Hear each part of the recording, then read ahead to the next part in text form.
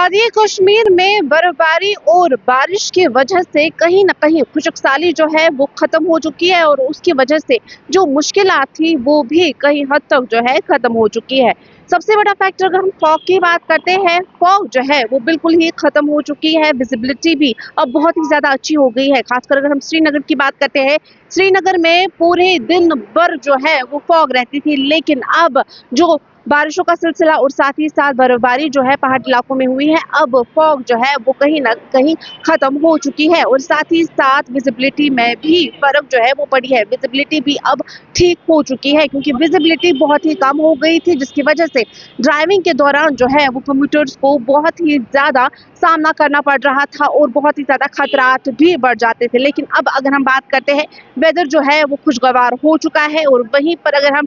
बात करते हैं, जब वेदर जो है वो बदल चुका और उसकी वजह से ये सारी प्रॉब्लम जो कि खुशकसाली की प्रॉब्लम्स थी, एयर पोल्यूशन थी, कहीं ना कहीं वो भी खत्म हो रही है, जिसकी वजह से बहुत ही ज्यादा प्रॉब्लम, हेल्थ रिलेटेड इश्यूज जो है वो भी हो रही थी, कहीं ना कहीं वो भी खत्म हो चुकी है। और वैसे ही अगर हम आज रात श्रीनगर की टेम्परेचर की बात करें तो वो भी कहीं हद तक बेहतर जो है आज रात रिकॉर्ड किया गया है। 4 डिग्री सेल्सियस श्रीनगर के अंदर जो है रिकॉर्ड किया गया है। लेकिन बताया ये भी जा रहा है मेट्रोलॉजिकल डिपार्टमेंट की जानिब से कि आने वाले दिनों में जो है वो टेम्परेचर और भी डिप डाउन हो जाएगी, क्योंकि चिले कलान जो है अब एंटर हो चुका है और साथ ही साथ उसके दौरान जो है बहुत ही ज्यादा जो है चीजें होती है। जैसे कि अगर हम